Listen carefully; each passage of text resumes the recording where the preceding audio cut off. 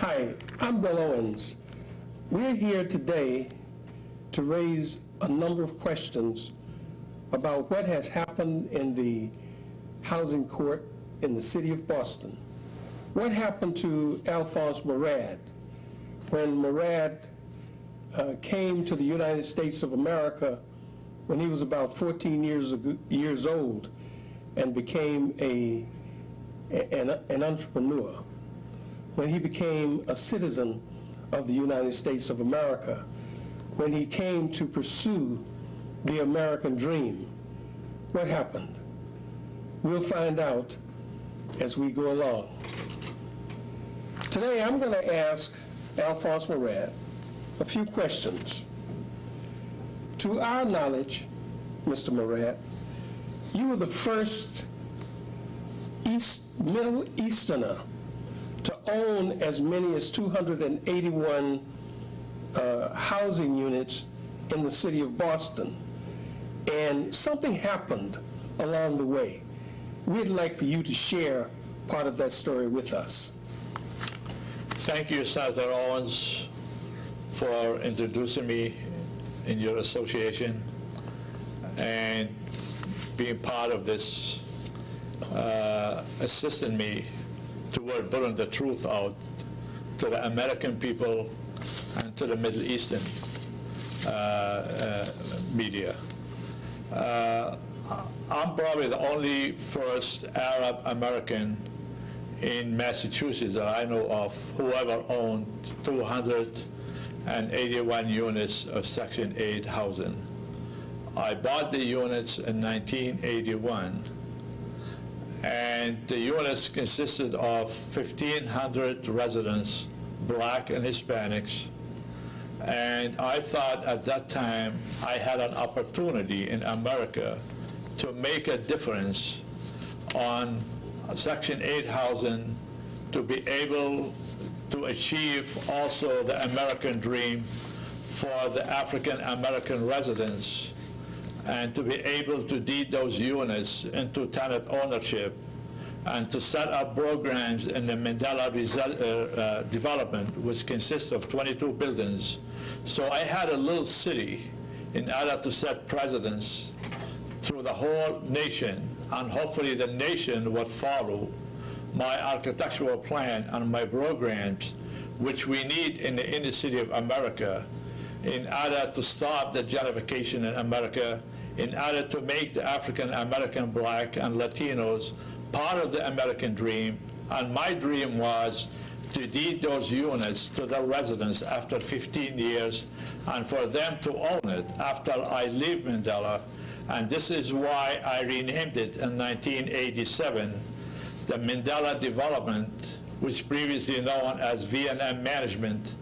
And the reason for it, I saw the racism in America, and I saw the double standard in South Africa, the apartheid movement.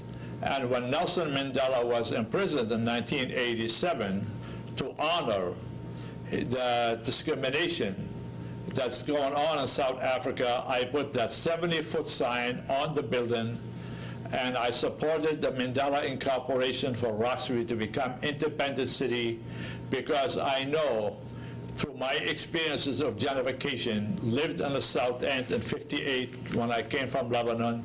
We had an Arabic community, and we had a Chinese community, we had Hispanic and blacks, and we were all displaced through urban renewal. The name of the game is gentrification.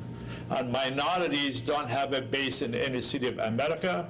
That is taking place in Washington, in Chicago, it's taking place in Boston, and Mandela, eventually, it was taken over, unfortunately, by the governmental entities, which it took them 10 years in order to remove Al Mourad of ownership, and they have made promises to the residents that they will be better off with the new owners in order to own it and keep their program. Mr. Mourad, you helped to create several programs through Mandela.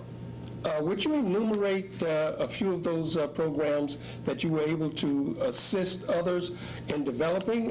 For instance, Dr. Peggy Brown was one such person where you helped to develop the health spot there, and you helped her, I believe, with the Mandela rowing team. Would you talk about that a little bit?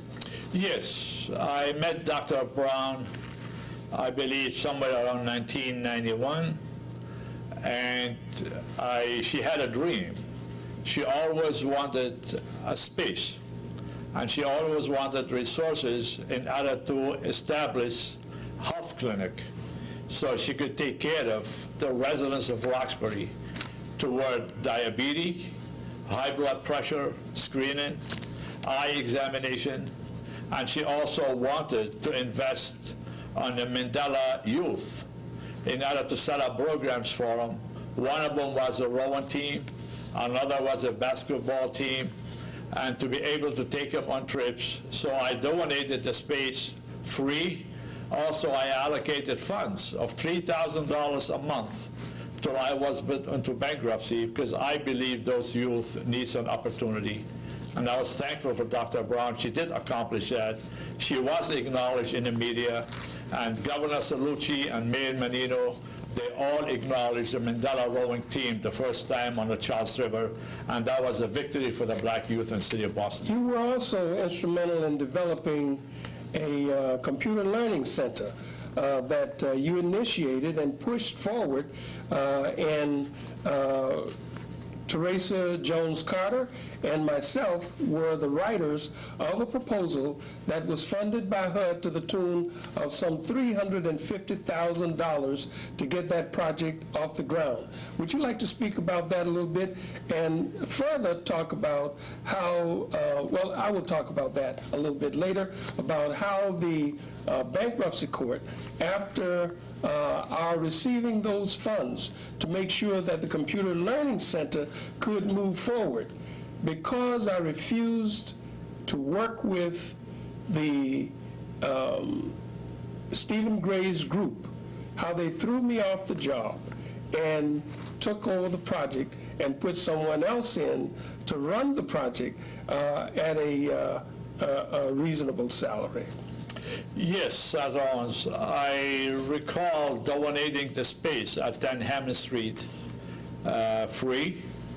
I don't recall about basically what other donation I made for the computer center. You were more involved with it at that time than I am. But I believe I backed it up 100% what I was with the space, whatever financial at that time resources I have contributed to it.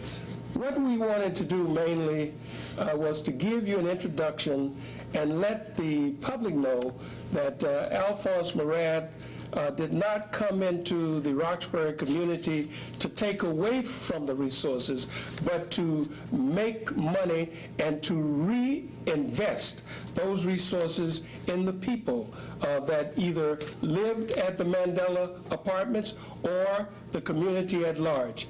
But let's move on, Mr. Mourad, and I want to ask you a couple of questions. How were you forced into bankruptcy, and why do you believe you were forced into bankruptcy? You were forced into bankruptcy shortly after you began to initiate all of these projects. What happened?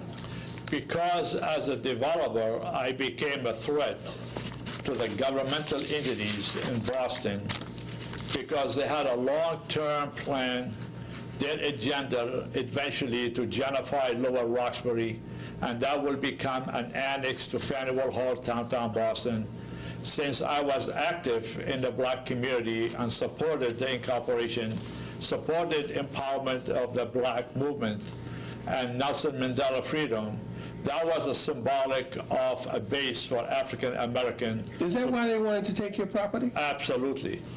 In fact, I need to say that when I erected that sign, 70-foot sign on Mandela, I received a call a week later from 5 developers to invite me.